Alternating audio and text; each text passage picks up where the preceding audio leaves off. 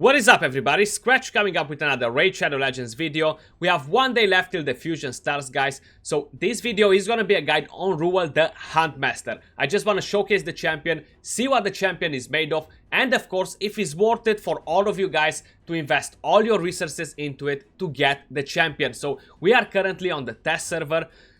Thanks for Plarium for actually sorting this out for us guys to be able to test the champions, for you guys to be able to see the champions in action before they are released and before you are ready to put your hands on. So, Ruel the Huntmaster. Honestly, the champion itself looks badass. Super good design, pretty fun animation. It's kind of like similar with other champions. It doesn't feel like it's crazily new in terms of animation, but the champion itself looks badass. Now, he's a Dark Elf's Spirit Affinity attack-based champion. He has an insanely high base attack, guys, almost 1700. He has 13.5k HP, 980 defense, 97 speed, so he's not too fast. Basic crit rate, 63 crit damage, 30 resistance, and we start with 10 accuracy. We do need to have accuracy on the champion in order to make the most out of it. We're going to talk about that in a second as well. So his base stats are not as great. The main thing that's good on him is the attack, a crazily high attack, right? Probably is the second highest attack in the entire game, I think, or third, something like that. Now, let's move over to the skills. The champion requires 11 books in total. We have 4 there, 5 here, 2 more here, none in the passive, so 11 books in total to be fully booked. His A1 Vile Arrows attacks one enemy, has a 65% chance fully booked of placing a 60% decreased defense debuff for 2 turns. Transfers a random debuff from this champion to the target if the target is under a hex debuff. So you gotta have that hex debuff placed on the enemies. His A2, Unleash the Hunt, attacks all enemies, places an extra hit on enemies under hex debuffs. So that's on a 3-turn cooldown fully booked.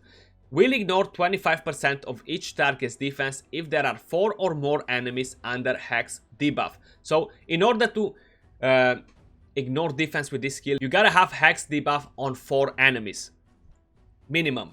Then to place an extra hit on enemies, you gotta have hex on them. If no, you're not gonna place an extra hit and you're not gonna ignore defense. So it's very situational, to say like this. I don't really see him playing a huge role in the new arena meta, but he's overall a good champion, and together with Thea the Vault Angel, I feel like she's gonna become much better. This champion itself is pretty good. Like, you can run him solo in some of the dungeons without a problem, but for arena I feel like just alone he will become very situational because of all this requirement on his skill, right? So you will require to have high accuracy in order to land the hex debuff on the whole team. If you're going against strong teams, of course, not on a Pepega teams, but if you have a Sifi, Duchess on high resistance there, he will require high accuracy in order to do it.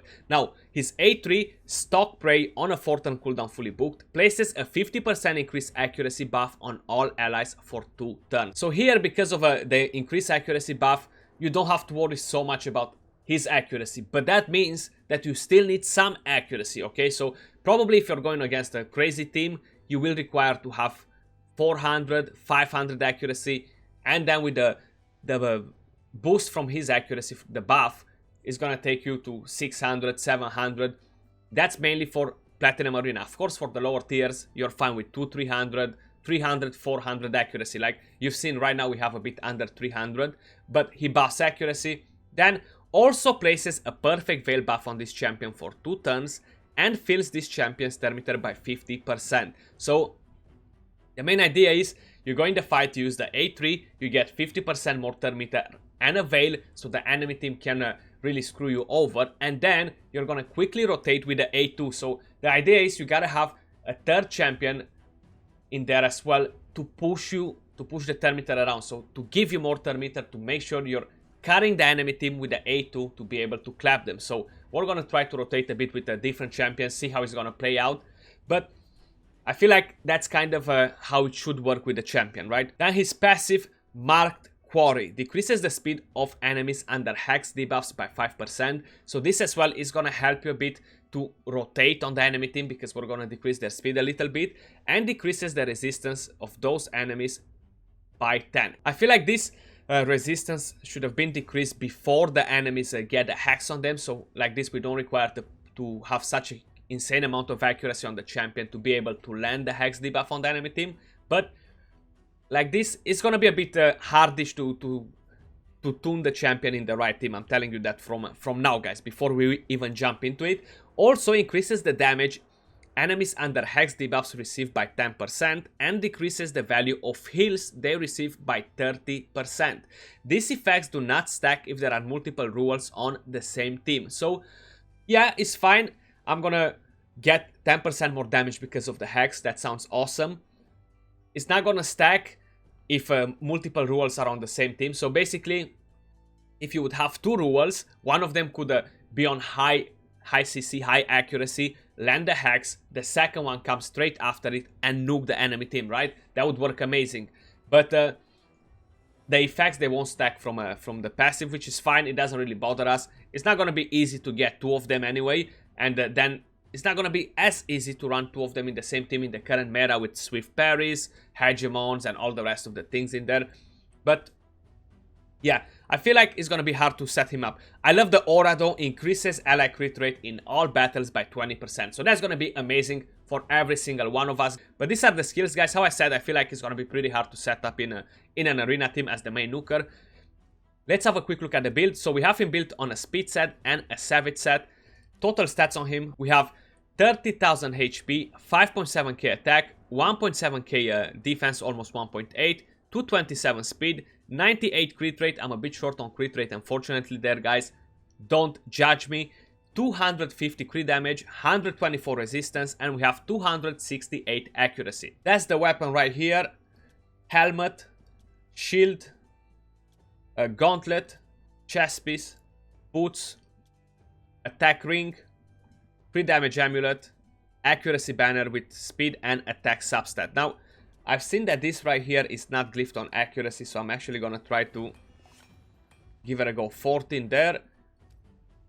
And can I improve some more accuracy somewhere on the boots?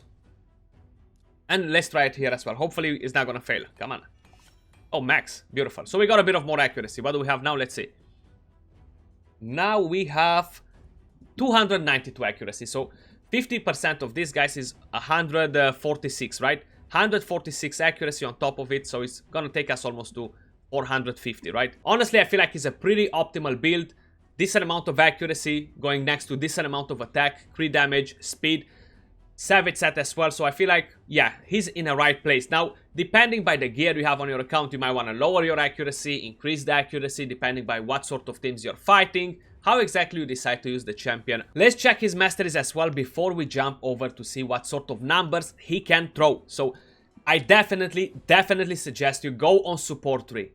Going on defense tree for this champion is absolutely a total waste. Support tree, offense tree. So defense tree, considering that it doesn't exist for the champion. So starting on the support tree, you want to start with pinpoint accuracy, charge focus, swarm, smitter. This automatically will increase your accuracy more. Now, up to if you want to go on Evil Eye and Master Hexer, or you want to go on Cycle of Magic and Lasting Gifts, right? This doesn't really matter on the last two here. But these three are super important for this champion, guys. Now, on the offense tree, let me actually move my head for a quick second for you guys to see it here. Typical nuker masteries. Now, down here, you could get Bring It Down for 6% more damage instead of a Cycle of Violence. The reason I got Cycle of Violence is decrease the cooldown of the skill. That will kind of allow us, if it happens, to rotate faster the same skills again. And if a swift parry procs on the champion and we are able to keep this champion alive, we're gonna get to rotate another time, right? So that's how it kind of looks like. Tier 6 Helm Smasher, more damage, that's kind of what we want. So those were the masteries. Let's jump over in the dragon and see what sort of numbers he can throw there. You know, usually I test champions on stage 20 because I have a good balance, a good grasp for the previous champions I've tested. But this time around, we're weak affinity there, so we're gonna have to go on stage 21, guys. We're gonna run him with this team. We're gonna have attack up, increase speed from Sifi. We're gonna have defense down and weaken from Draco. Kaimar to reset the skill so we can use the same skill again on the second wave. Let's take them in for a spin. Let's see his true potential, guys. Is he worth it? Is he gonna be the best spirit nuker we have in the entire game? I really hope so. So we have attack up, defense down and weaken on all the team. Let's buff the accuracy, land that hex debuff. I feel like before when I was reading the skill description, I kind of forgot to mention it, but he's the same like Yoshi. So he buffs accuracy on himself and then debuffs. That's absolutely amazing.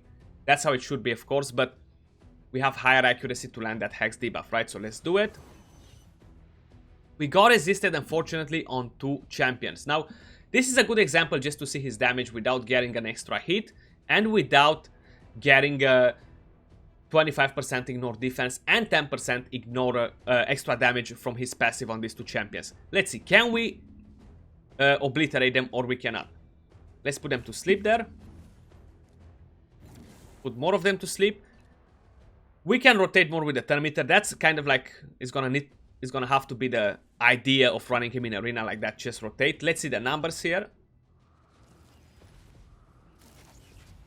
Pretty good, 130k. So these ones are actually still standing. Super low HP on her. Pretty low HP on him as well, considering that that was just 1 hit from 1 skill with a 3-point multiplier. I feel like, yeah, he's not doing bad, honestly.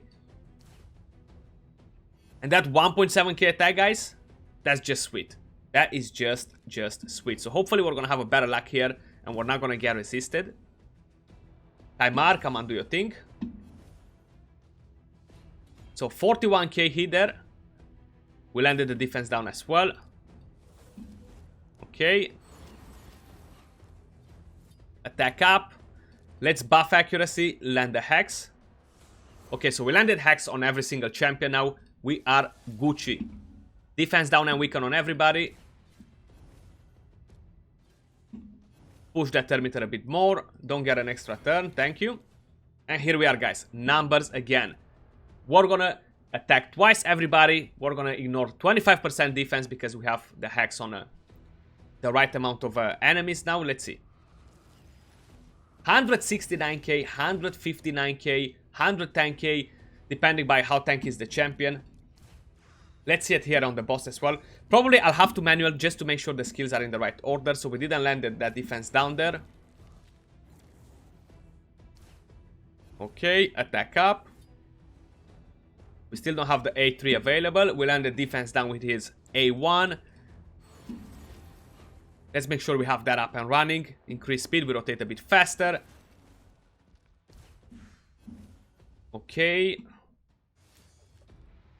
So we don't actually have this on it. We're gonna lose attack up now if we do it. But it's a cost we're gonna have to pay. We do have that up and running. Let's use that. That. Damn, it zoomed me out so much. So we don't have attack up on the champion, but let's use the A2 here. 85k, 60k hit. So the first hit was a Helm Smasher proc. The second clearly was not. So I have somehow to spin him around to make sure I have attack up while I'm testing that. But now we have the Hex and we can use the A1 with attack up. 10% extra damage from his passive as well. So let's see. 128k. That's pretty good, guys. That's pretty good.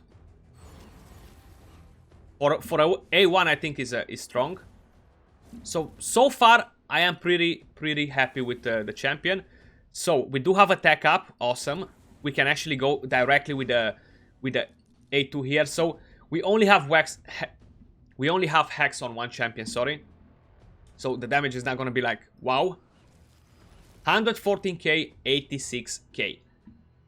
200k from his A2 on the dragon. Pretty decent. Now, the Doom Tower is locked for me, so I'm not going to be able to go on the super high stages to test him out there, but we do have the dungeons now, which they have super tanky champions.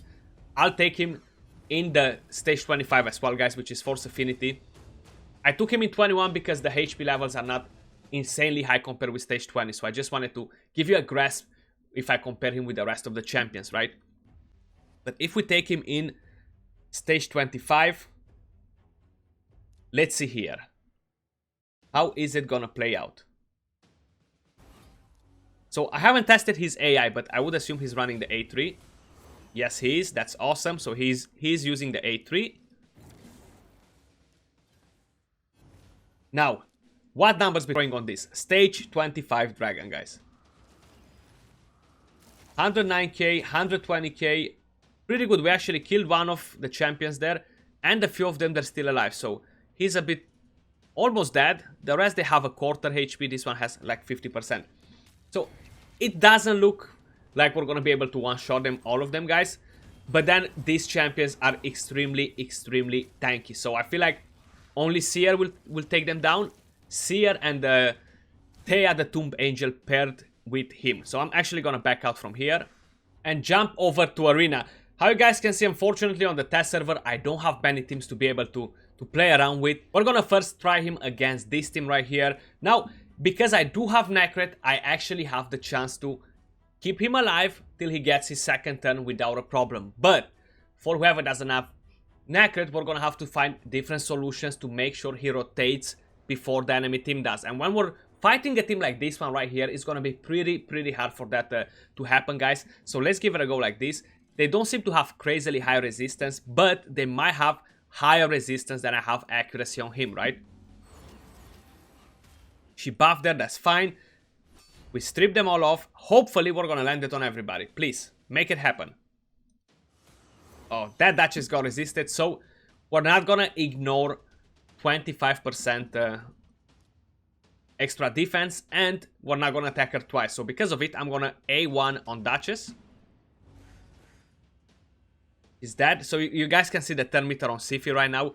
She's definitely gonna take a turn before he does. So if I'm gonna do this now, that should be bringing him in front of Siphi, but it's still not bringing it. So you've seen that even I boosted the turn meter. I feel like I need a third champion, like instead of Necret, for example, to make sure he's gonna overlap that team again. So we're gonna try probably with Kaimar, for example. The only problem I have is a effing Tormin here, and I don't have immunity on him. So that's gonna kind of make my life a pain. But there we go, we one-shotted all of them. Except Rotos, we got a weak hit on him there as a second one, so that didn't put him down. 26k there with the A1. You see, we froze, so that's gonna be the problem here. If I go with Kaimar instead of Necret, I won't have immunity against that team. So I don't have many other teams to fight, like this one as well.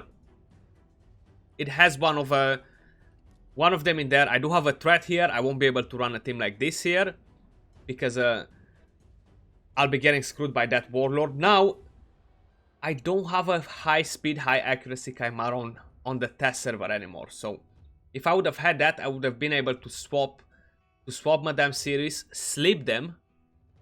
He's gonna have immunity, land the debuffs, decrease the cooldown, and boost the turn meter even more from there, more from Arbiter, and then he should be overlapping the team. So I'll give it a go like this, even though I feel like it's not gonna work, guys. But if it does work, we might even be slower than him. Actually, we're not. So if it does work by any means, it doesn't. Okay, so I'm gonna have to do that quick. I'm gonna have to change that quick. So I'll need a second. We're back with it. I rebuilded my Kaimar for it. Now, depending by the team you're going against as well, it could be pretty good if you would be able to have a Warlord to log the enemy skills. He's gonna use his A3, he's gonna get a Veil. The enemy team won't be able to AoE your team because you log their skills. So like that, you will have the chance to rotate again. So kind of like three options: Necret, Warlord, Kaimar. Of course, instead of Warlord, you can run a Basher or other champions like that. That's kind of like my visions, the first things I'm seeing so far without really playing him too much, right? So I'm telling you straight off the back, kind of like what sort of solutions I would have, you know? But let's give it a go with this one. Like this, I can strip all the buffs from them as well, so I won't need to have defense down. So he's fast enough to cut their team here now. Okay, so we do that. Okay, she didn't want to sleep there. Now, that's a good example to see if we're going to be able to overlap both of them, right? So we landed Hex on all of them. That's awesome. He's already on full turn meter, if you guys pay attention. So I'm going to boost even more to make sure I'm going in front of that. And even more of it to make sure I'm going in front. So, bang. We wiped the enemy team. Of course, Tormin revived, which is fine. But yeah, it does require some sort of strategy to be able to overlap the enemy team. It's not like, okay, I'm gonna put him in the team and I'm gonna go straight with the A2 without using the A3. Now, for whoever is curious about it, we can do that as well. So we're gonna go against the same team and just use his A3 without anything else. But I feel like I still need to I should bring a defense down for that maybe. Let's try it without. We just want to see every possible outcome here, you know.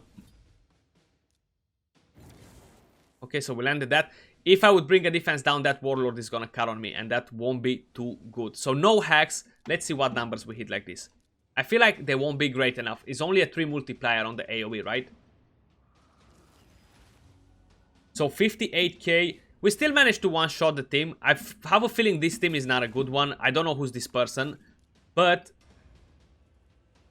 I don't think they're tanky enough, the champions. Of course, we had no proper tanks in here, no duchesses or anything like that, which we would stand no chance to kill a duchess just with that.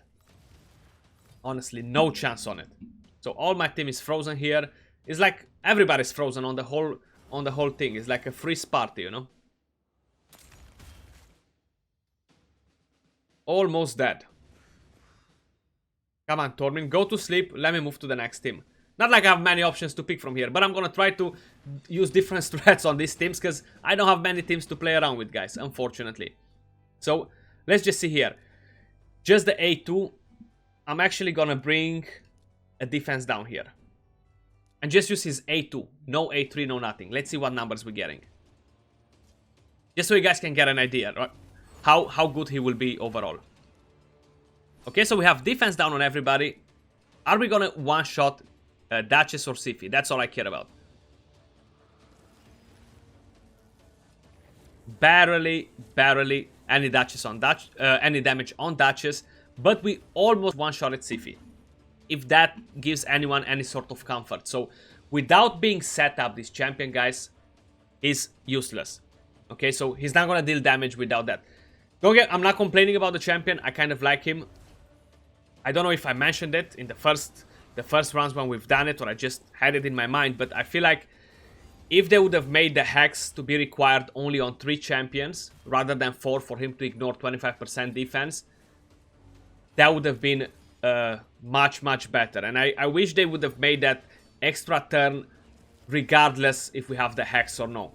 It still wouldn't make the champion broken, you know. It wouldn't be like, wow, this champion is broken, broke the game. I feel like it would have been more easy for all of you guys to be able to set him up in your own team, to get your hands on a good nuker, spirit nuker as well, which is kind of needed in the current meta. There are not many magic champions on the enemy teams when you're attacking. So I feel like that would have been a great help overall. So what else can we try against this? So here as well, we gotta overlap the enemy team. We're just not gonna have enough damage, enough accuracy on him, because we cannot give him 700 accuracy and make sure he's still gonna do tons of damage.